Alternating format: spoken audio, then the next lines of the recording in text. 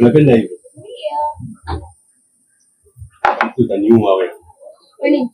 Mambo yako? Haya hapana. Siapate kwa mkubwa haya. Ndio ndio nimekuweka wewe hapa chumba cha kitu kuenjoy. Umeponaje wewe? Wewe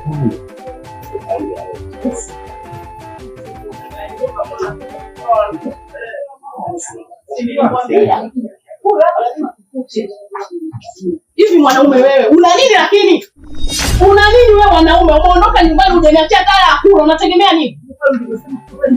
Nilikwambia hii ndio sehemu yake ya kubwa. Yaani hii ndio sehemu yake kubwa. Hana sehemu nyingine.